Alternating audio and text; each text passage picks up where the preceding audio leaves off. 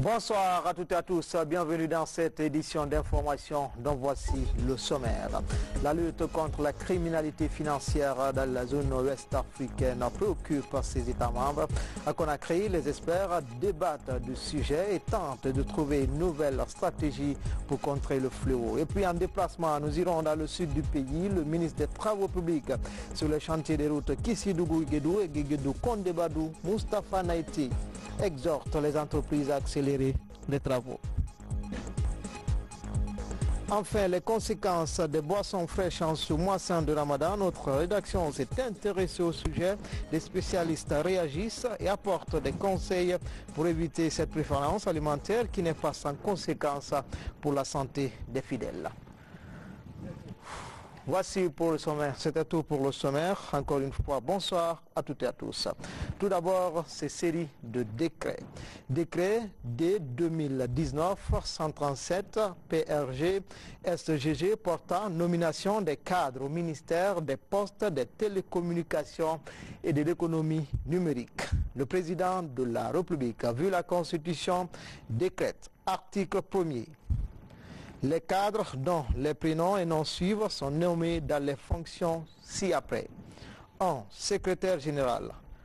M. Morla Youla, confirmé. 2.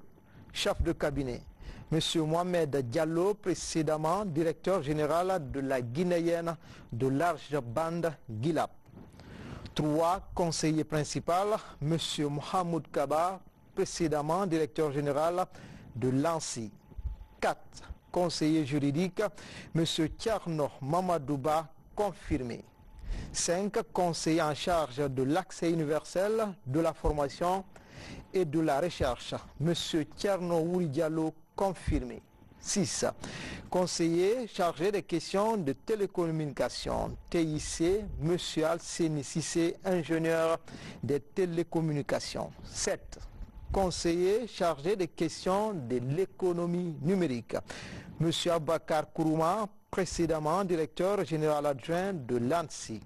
8. Conseillère chargée de mission, Mme Sarantouré, confirmée.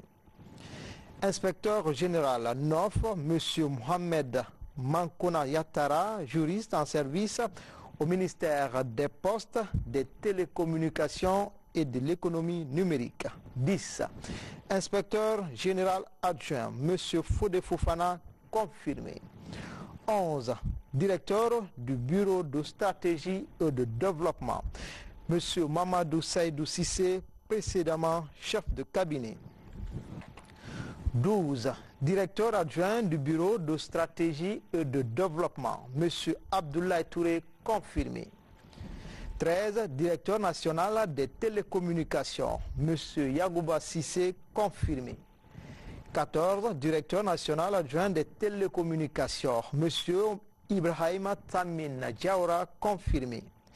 15. Directeur national des postes, M. Serge Cessé Monemou, précédemment directeur du bureau d'études et de stratégie. 16. Directeur national adjoint des postes, M. Mohamed Sita Sissé, confirmé. 17. Directrice nationale des technologies de l'information, Mme Fatou Silla, précédemment chef de division au ministère des Postes, des Télécommunications et de l'économie numérique. 18.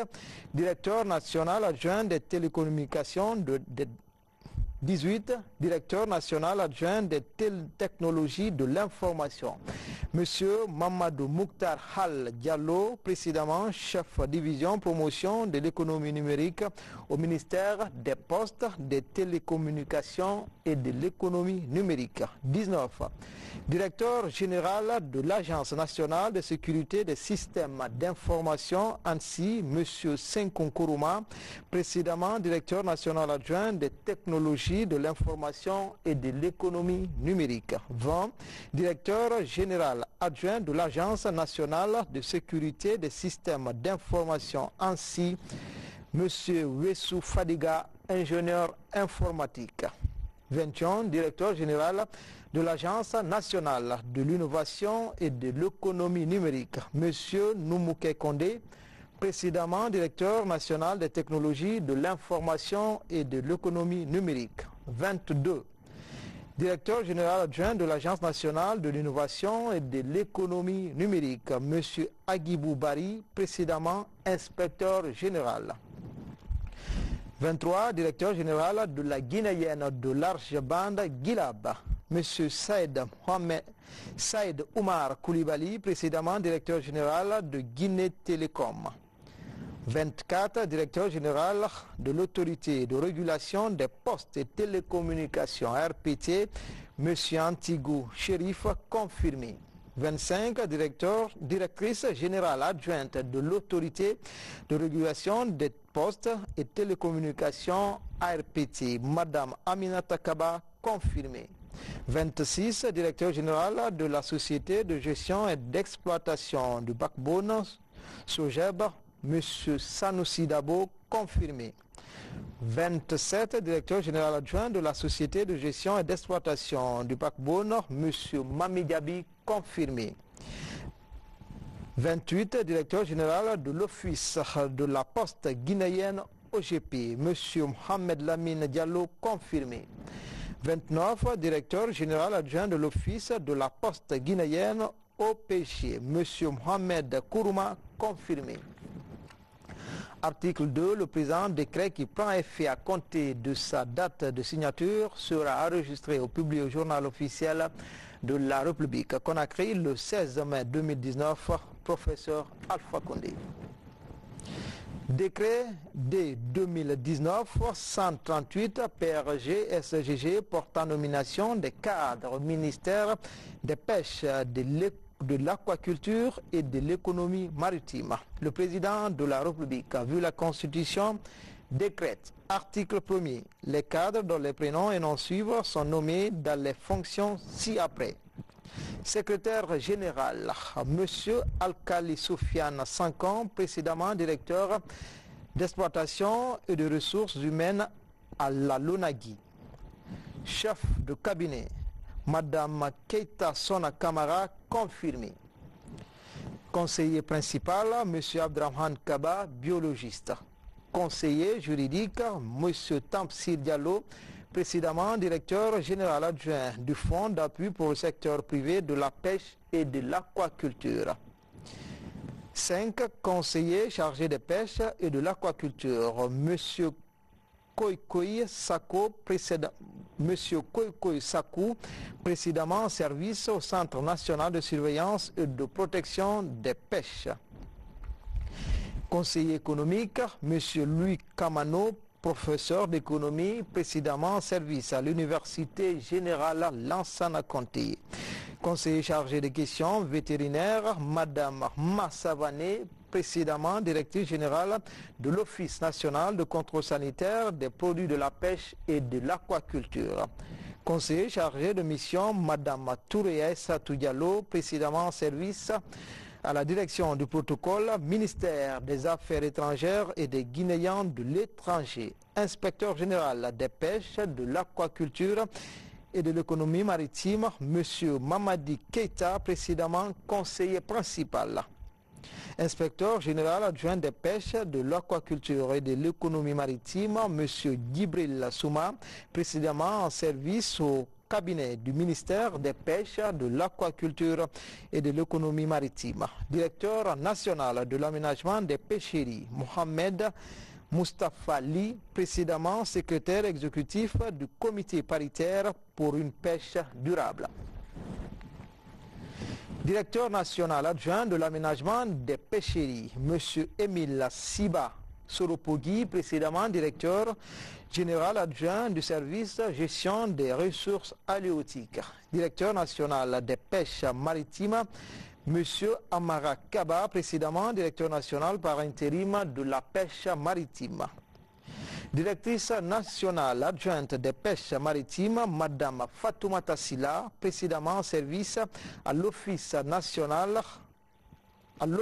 national de contrôle sanitaire des produits de la pêche et de l'aquaculture. Directeur national de la pêche continentale, M. Makidia, en service à la Direction nationale de la pêche continentale et de l'aquaculture.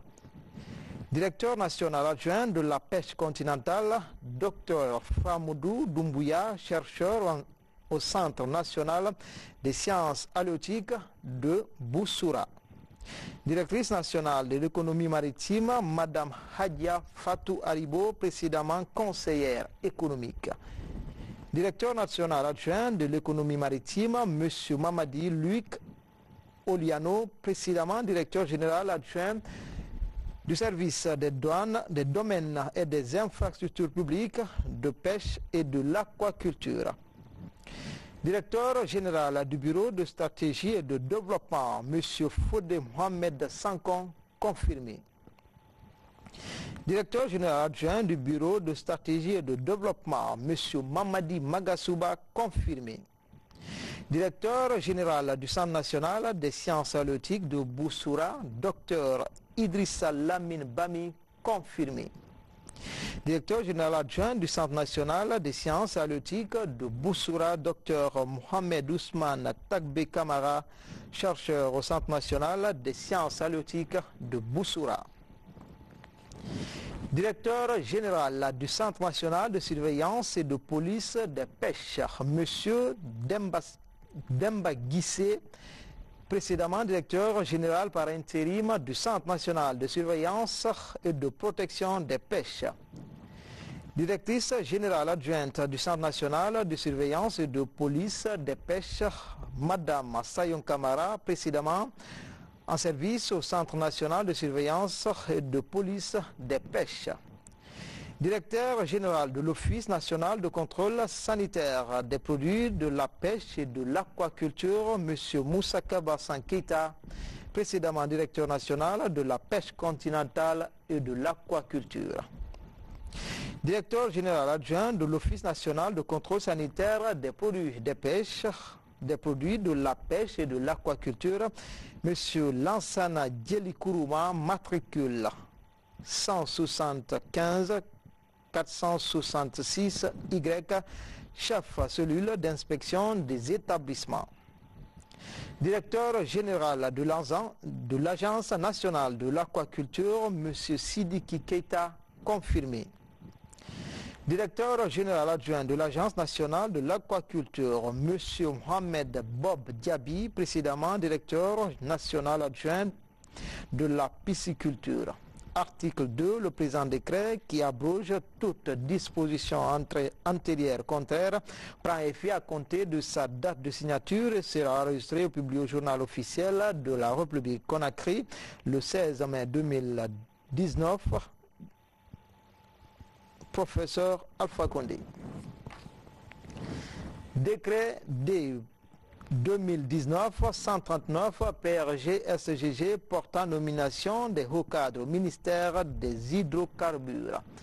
Le président de la République a vu la Constitution décrète, article 1er. Les hauts cadres dont les noms suivent sont nommés dans les fonctions ci-après. Secrétaire général, M. Mamadou Niaré, administrateur civil, précédemment secrétaire général du groupement des professionnels des produits pétroliers. Chef de cabinet, Mme Sarah Kamara, exécutive, master en management de projet digital. Conseiller principal, M. Amadou Doumbouya, économiste, précédemment assistant administratif du directeur général de l'Office national des pétroles, ONAP. Conseiller technique, M. Al-Hassan Diallo, économiste financier. Conseiller juridique, M. Almami Touré, juriste, matricule 243800N, précédemment chef de service communication de l'Office national des pétroles ONAP. Conseiller chargé de mission, M. Ibrahim Sako, économiste en service à l'Office national des pétroles ONAP. Attaché de cabinet, M. Ibrahim Kalou, en service au ministère des Affaires étrangères et des Guinéens de l'étranger. Attaché de cabinet, M. Ibrahim Kalou, en service au ministère des Affaires étrangères et des Guinéens de l'étranger. Directeur du bureau de stratégie et de développement, M. Salian Sekou Kouyaté, matricule 22 95 56 AP, enseignant, chercheur, Université Générale Lansana Conté de Sonfonia. Directeur adjoint du bureau de stratégie et de développement, M. Sidi Kinabe, ingénieur chimie industrielle. Directeur national des normes et réglementations, M. Lansana Kanté, inspecteur des services financiers comptables, matricule 20 98 43D, précédemment directeur des normes et réglementations de l'Office national des pétroles ONAP. Directrice nationale adjointe des normes et réglementations, Madame Mongo Kamara, ingénieur chimiste, matricule 25 25 07 X, en service à la direction des normes et réglementations de l'Office national des pétroles ONAP. Directeur national de la législation pétrolière, M.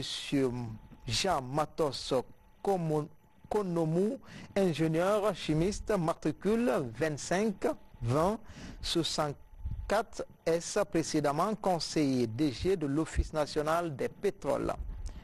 Directeur national adjoint de la législation pétrolière, M. Arseni Kamara, administrateur civil. Directeur national de la santé, sécurité, environnement et communauté, M. Mamadou Mabinti Kaba, économiste, précédemment directeur des ressources humaines de l'Office national des pétroles ONAP.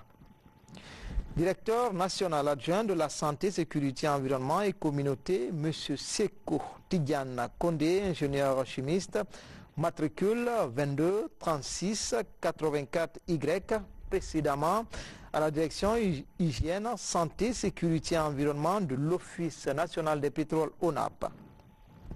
Inspecteur général, M. Lansine Nankouda Diakité, biologiste, matricule 25 23 01 Z, en service à la direction exploration production de l'Office national des pétroles ONAP. Inspecteur général adjoint, M. Ibrahim Khalil Sissoko, ingénieur géologue, matricule 24 98 60 en service 24 98 60 S, en service à la direction exploration production de l'Office national des pétroles ONAP. Directeur général de l'Office national des pétroles ONAP, M. Foromu Kourouma, confirmé. Directeur général adjoint de l'Office national des pétroles, M. Foromu De Kamara, gestionnaire, précédemment directeur administratif financier de l'Office national des pétroles ONAP. Directeur général du Fonds d'appui à la promotion du gaz butane, M. Moussa Diallo, gestionnaire, précédemment directeur approvisionnement, stockage, distribution de l'Office national des pétroles ONAP. Directeur général adjoint du Fonds d'appui à la promotion du gaz butane, M. Kaman Sadi Diallo, gestionnaire, précédemment conseiller principal du directeur général de l'Office national des pétroles ONAP. Directeur général adjoint de la SGP, M. Ibrahim Khalil Magasouba, confirmé. Article 2, le présent décret qui abroge toute disposition antérieure contraire sera enregistré et publié au journal officiel de la République. Conakry, le 16 mai 2019, le président de la République, professeur Alpha Condé.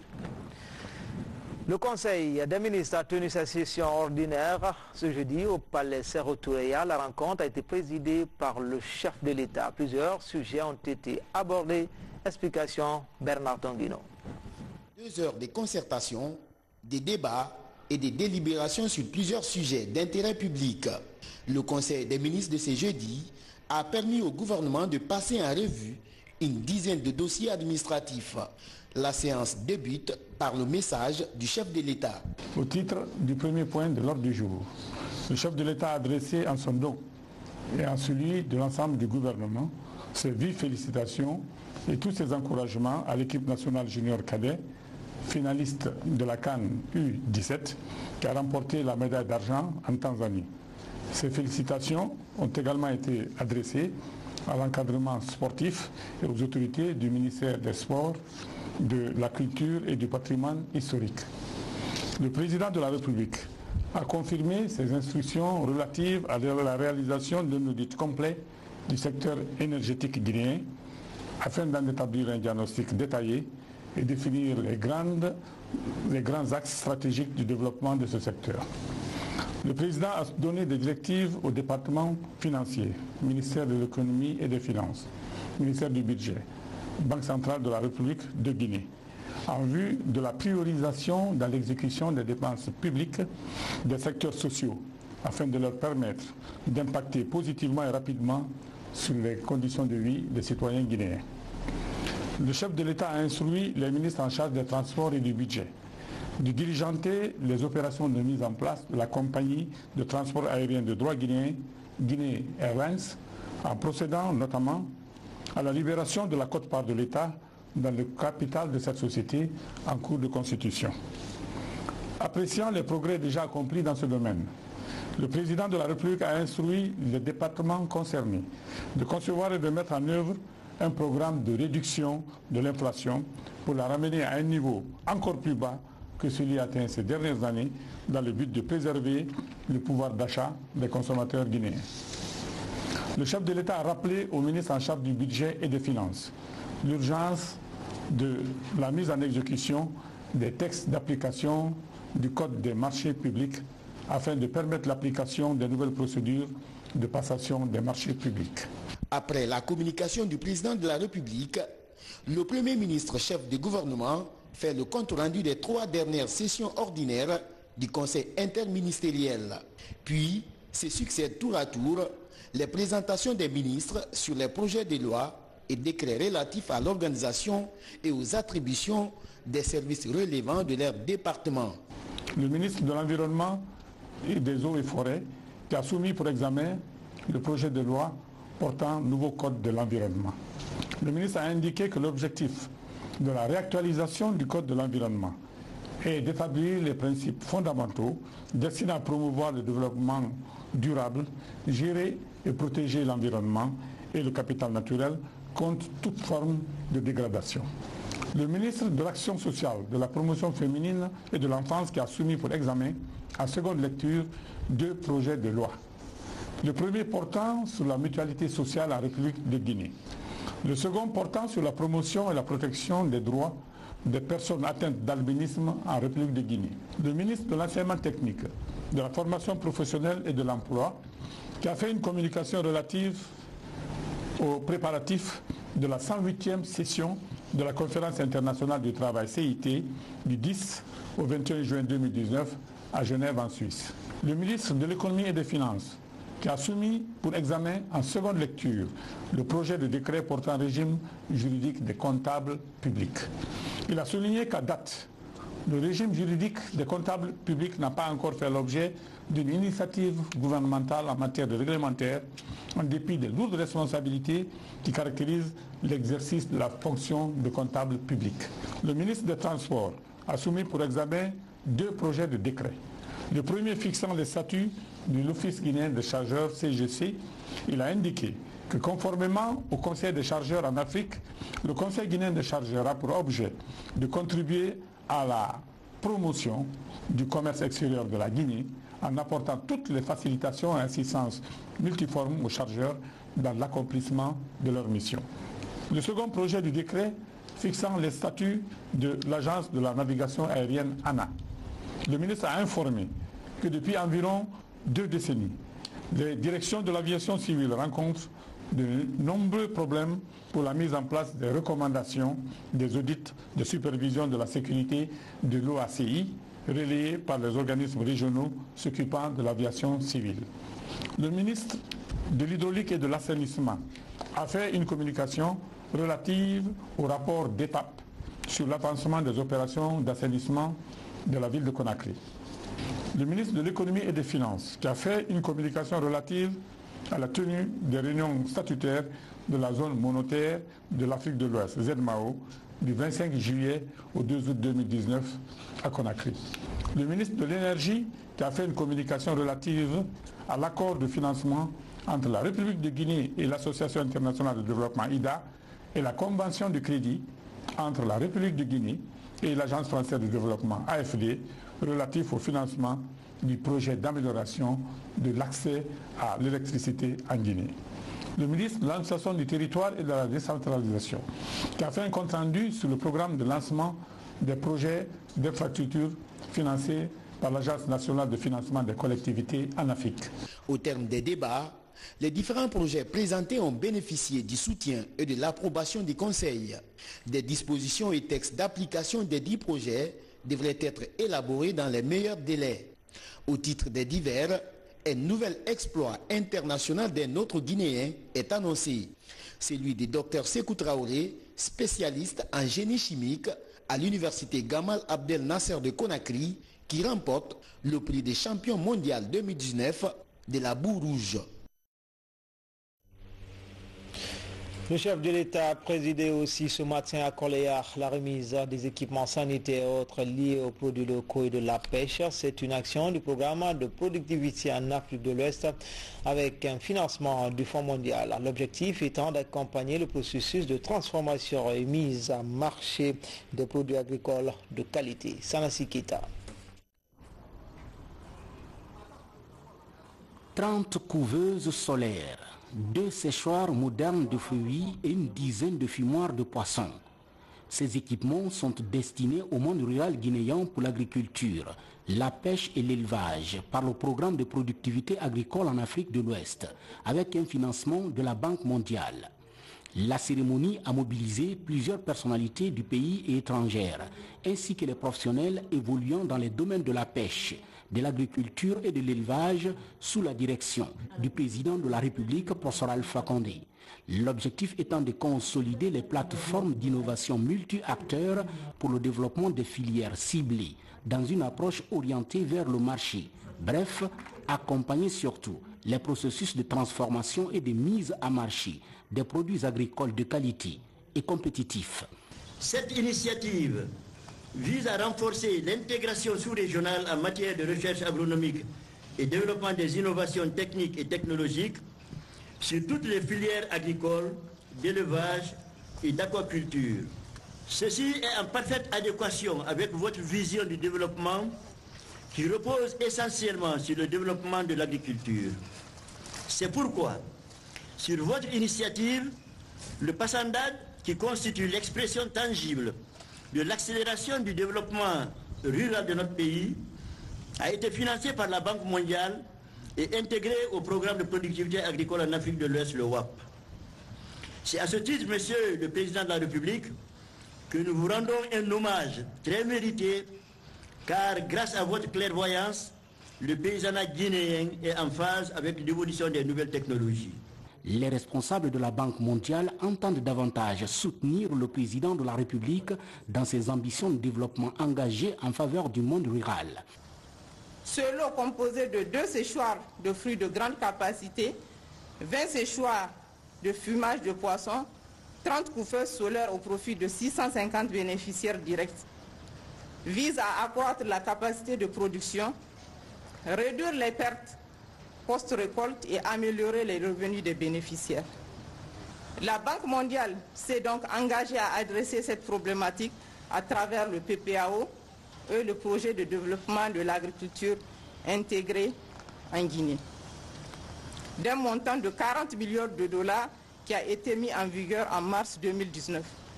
Ce projet consolidera les acquis du PPA en matière d'introduction, de diffusion de technologies pourvoyeuses d'emplois, notamment pour les jeunes et les femmes, avec la mise en place d'un guichet fonds à coût partagé d'un montant de 7 millions de dollars dédié uniquement au financement des micro-projets et des petites et moyennes entreprises.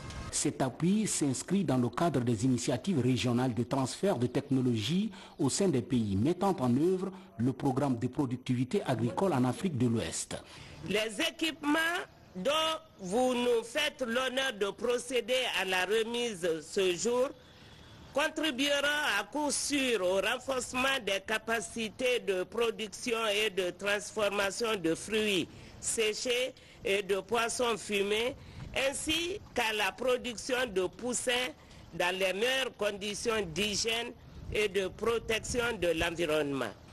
Ces équipements se composent de 2 unités thermiques de 10 tonnes de capacité pour le séchage des fruits, pour désormais minimiser les pertes énormes des mangues, ananas et autres fruits et légumes, 20 fumoirs améliorés solaires et à faible consommation de charbon de bois pour le fumage de poissons d'une capacité de 50 à 75 sans la destruction de la mangrove. 30 couveuses solaires pour l'intensification de l'aviculture villageoise. Cette initiative marque un pas vers l'atteinte de l'objectif d'amélioration de la qualité des aliments mis à la disposition des consommateurs comme facteur déterminant pour la santé physique des populations. Ce soutien du programme de productivité agricole en Afrique de l'Ouest est une concrétisation de l'initiative présidentielle du développement rural. J'ai toujours dit que l'économie rurale est l'avenir de la Guinée, c'est-à-dire l'agrobusiness, l'élevage et la pêche. Cela est extrêmement important que nous transformions nos matières premières agricoles sur place. Il est extrêmement important aussi parce que cela peut nous permettre de changer progressivement nos habitudes de consommation. L'aviculture est extrêmement importante pour nous, car pour la santé des Guinéens, nous avons besoin de plus de viande blanche et de poissons que de viande rouge. Aujourd'hui, nous importons à peu près 30 millions de poulets. Le défi est de produire ces 30 millions de poulets en Guinée et davantage pour exporter dans d'autres pays. Donc je suis très heureux de l'accompagnement de la Banque mondiale en ce qui concerne l'agriculture. Mais je souhaitais que les fumoirs utilisent plutôt les forêts améliorées que le bois, même si c'est faible quantité, car nous voulons protéger nos forêts. Donc nous allons faire en sorte que les fumoirs n'utilisent pas le bois, mais utilisent les forêts améliorées. Donc c'est la demande que nous faisons au VAP et nous-mêmes nous allons nous y atteler. Il est extrêmement important d'accompagner nos paysans, nos éleveurs et nos pêcheurs. Car notre objectif est de faire en sorte que la région forestière, la Haute-Guinée et le Fouta n'aient plus besoin du poisson congelé venant de Conakry, mais qu'ils aient du poisson frais grâce à l'élevage de l'aquaculture dans leur région. Nous avons été accompagnés par la France et par l'Agence français de développement. Nous-mêmes, nous avons travaillé avec Israël afin que nous puissions produire à peu près 80 000 tonnes de poissons dans les 3 régions, ce qui va nous permettre, dans la mesure où nous avons commencé à négocier avec l'Union européenne pour pouvoir exporter nos poissons sur l'Union européenne, que nous puissions faire cela, ce qui va complètement transformer non seulement les conditions de vie des pêcheurs, des paysans et des éleveurs, mais aussi améliorer notre balance de paiement. Les paysans guinéens, particulièrement les femmes, sont très laborieux, mais n'étaient pas accompagnés. Nous devons aussi rendre hommage à nos artisans, parce que beaucoup d'entre eux fabriquent un certain nombre de matériels comme ce qu'on importe actuellement. Beaucoup sont fabriqués soit à Farana, soit à Kindia, soit à Kankan. Donc l'agriculture va aussi avec le renforcement des artisans qui peuvent aussi nous aider à mieux améliorer les conditions de vie de nos paysans, surtout de nos femmes. Donc nous sommes très heureux de remettre ces instruments aux premiers récipiendaires. Mais notre objectif est que tous les Guinéens qui sont en agriculture, on passe à la mécanisation. Mécanisation pour produire, pour récolter et pour transformer, afin de diminuer la pénibilité du travail, mais aussi de renforcer les revenus de nos frères, paysans, éleveurs et pêcheurs. Nous espérons donc que cet accompagnement va continuer. En tout cas, le programme présidentiel a comme objectif de nous rendre autonomes au point de vue des cultures vivrières, d'autosuffisance alimentaire, mais aussi d'aider les paysans à avoir des cultures de rente qui vont leur permettre d'améliorer leurs conditions de vie, d'avoir des maisons, d'envoyer les enfants à l'école. Ce sera donc l'objectif. Nous remercions donc la Banque mondiale, mais aussi la BAD, puisque la BAD nous accompagne pour les plateformes agricoles qui vont nous permettre d'avoir des zones agricoles de développement. Les 2 programmes sont complémentaires. La BAD aussi nous a accompagnés pour le transfert des technologies avec l'Argentine et le Brésil en ce qui concerne le maïs et le soja. Bien sûr, les Guinéens ne sont pas habitués au soja, mais progressivement, ils vont s'habituer. Donc, je vous félicite tous et je vous remercie. 100 jeunes constitués en groupement d'intérêt économique dans les 4 régions du pays bénéficieront directement de ces couveuses solaires. Et les fumoirs sont destinés aux fumeuses de poissons identifiées dans les zones de Koba, Kamsar, Fotoba et de Nzerekori. Les séchoirs, eux, seront installés dans les régions de Kankan et de Kindia. Vous suivrez l'intégralité de ce télémange juste après ce journal. Dans le reste de l'actualité, ouverture des travaux de la 31e session du groupe intergouvernemental d'action contre le blanchiment des capitaux en Afrique de l'Ouest. La lutte est engagée contre la criminalité financière dans la région. Les experts vont examiner toutes les solutions pour contrer le phénomène. Mamadi Gassama. Près de 300 délégations composées des experts africains et des partenaires prennent part à cette 31e session de la commission technique du GIABA, groupe intergouvernemental d'action contre le blanchiment d'argent en Afrique de l'Ouest. Le combat engagé contre la criminalité et le financement du terrorisme est examiné au cours de la session de Conakry. Une évaluation qui permet de mesurer le degré d'engagement de chaque pays membre. Nous devons apporter une réponse appropriée, en privant les terroristes de leurs moyens de subsistance et d'action par des cadres juridiques et institutionnels robustes, efficaces de RDC, FT et règlements améliorés et renforcés par la coopération au plan national et international entre les acteurs impliqués. D'où la nécessité pour tous, chers experts, évaluateurs et pays évalués, de prendre très au sérieux les exercices d'évaluation mutuelle afin que les rapports d'évaluation mutuelle soient objectifs, clairs et d'excellente qualité et qu'ils formulent des recommandations pertinentes en vue d'amener les pays évalués à les mettre effectivement en œuvre.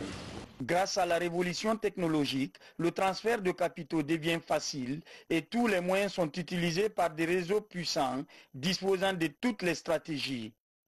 Dans le combat, la Guinée a depuis des années produit des résultats remarquables.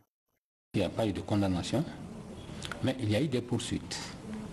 Donc la CENTIF a identifié ou mettre en cause, ou impliquer. Il y a certaines personnes qui ont été impliquées dans des cas de blanchiment. Sur la base des déclarations d'opérations suspectes que nous avons reçues, nous avons mené des investigations pour recueillir un maximum de preuves que nous avons fait un rapport adressé à la justice. Maintenant, la justice aussi a son temps d'analyse, d'instruction, pour après procéder au jugement. La coopération inter-États est reconnue par l'ensemble des dirigeants comme l'une des armes efficaces pour lutter contre le blanchiment d'argent. En accueillant la présente session, la Guinée prouve encore sa détermination à protéger les économies des pays ouest-africains. La présente 31e plénière de la commission technique du GIABA revêt pour notre pays une grande importance, car elle offre l'occasion pour les populations guinéennes de mieux comprendre, notamment à travers les médias, ce que signifie le blanchiment de capitaux et le financement du terrorisme, et les outils dont nous disposons pour les combattre. C'est le lieu de rassurer la communauté internationale que la Guinée ne ménagera aucun effort pour tenir ses engagements pris dans le cadre de la mise en œuvre des 40 recommandations du GATT. Pour une coordination des actions engagées contre les capitaux douteux et le financement du terrorisme, chaque pays membre du GIABA dispose d'une cellule nationale de traitement des informations financières, CENTIF. Dans le pays profond, bientôt la fin du calvaire des usagers des tronçons Kissidougou-Guéguédou et Guéguédou-Kondembadou sur la nationale numéro 2.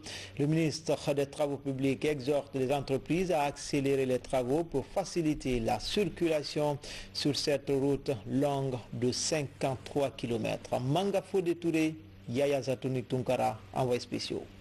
Les populations de Kailao, dans le district de Badala, préfecture de Kissidougou, expriment leur joie au gouvernement suite au lancement des travaux de reconstruction du lot 3 de la route nationale numéro 2, Kissidougou-Guéguédou. Sur les chantiers, le groupement Guicopress ETEP met en place sa carrière. Des équipements sont attendus dans les prochains jours pour l'ouverture du chantier long de 18 km. Sur cet autre tronçon, Guékédou-Kondébadou de 35 km, le groupement Béjec-Chico a démarré les travaux. L'entreprise a pu réaliser donc des travaux au niveau de la base ville, là où nous sommes actuellement. Elle a pu aussi faire des travaux au niveau de la base de production qui est située au PK 34. Et des travaux de démolition et de nettoyage ont aussi été effectués sur le site qui doit abriter les bureaux et les logements de la mission de contrôle. Donc pour les travaux d'installation, c'est ça qui a été fait. Au niveau de la base vie, on est à 85%. Au niveau de la base de production, on est à 65%. Et pour le site destiné aux bureaux et aux logements de la mission de contrôle, on est à 5%. En visite de terrain pour l'évaluation des chantiers et des routes engagées par le gouvernement, le ministre des Travaux publics exhorte les entreprises à accélérer les travaux pour mettre fin au calvaire des usagers de ces routes. Le constat il est satisfaisant. Nous avons demandé à ce que les entreprises assurent la carrossabilité des deux tronçons. Et c'est chose qui est en train d'être faite déjà au niveau du deuxième tronçon, donc Guéguédou-Kondébadou, qui est confié au groupement Béjec et Nanchin. Et quant au groupement ETEP-Guicopres, nous leur avons demandé d'accélérer la mobilisation des équipements sur le terrain pour assurer aussi la maintenance de leurs tronçons. Les tronçons Kailao-Guékédou et Guékédou-Kondébadou constituent les principales taches noires de la route nationale numéro 2. La reconstruction de ces routes serait plus qu'un soulagement pour les populations de ces localités, mais aussi et surtout un plaisir pour de nombreux usagers. Enfin, la Guinée célèbre ce vendredi la journée mondiale des télécommunications, un événement célébré dans un contexte marqué par des réformes pour améliorer l'accès des populations aux services des techniques, de l'information et de la communication. La déclaration du ministre des télécommunications est commentée par Amadou Saliba. Cette année, la journée internationale des télécommunications coïncide avec le 154e anniversaire de l'Union internationale des télécommunications. Réduire l'écart en matière de normalisation, c'est le thème qui concentre les réflexions cette année. Ce thème est en adéquation avec la politique du gouvernement guinéen en matière de réduction des écarts de normalisation à l'échelle internationale et surtout dans les pays en voie de développement pour mieux protéger nos concitoyens contre les effets nocifs liés à l'installation des équipements de télécommunications qui sont liés à la prolifération des rayonnements électromagnétiques et les conséquences qui s'y attachent. La normalisation est essentielle pour les technologies de l'information et de la communication qui embrassent les autres secteurs d'activité socio-économique. En Guinée, l'événement est célébré dans un contexte marqué par la restructuration du secteur pour promouvoir l'innovation et protéger les utilisateurs de technologies de l'information et de la communication.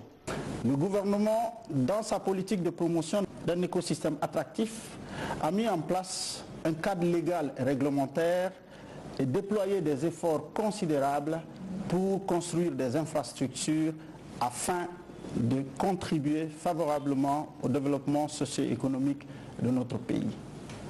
Nous pouvons citer entre autres la loi sur la cybersécurité et la protection des données à caractère personnel, la loi sur les transactions électroniques, la ratification de la Convention de Malabo. Ces trois instruments permettent de protéger les citoyens contre les travers sociaux dans l'écosystème des TIC. Pour améliorer l'accès des populations aux services de technologie de l'information et de la communication, la Guinée est engagée dans une révolution numérique. Et puis en plus bref, ce mois saint de Ramadan, plusieurs fidèles s'adonnent à la consommation abusive des boissons fraîches lors de la rupture du jeûne. Selon les nutritionnistes, cette pratique n'est pas sans conséquences pour la santé. Parmi ces problèmes causés, il y a la crampe de l'estomac. Les détails, c'est demain dans nos prochaines éditions d'information. C'était tout pour ce soir. Grand était le plaisir pour moi de vous servir. À demain, même heure, même chaîne, avec toujours ce même plaisir.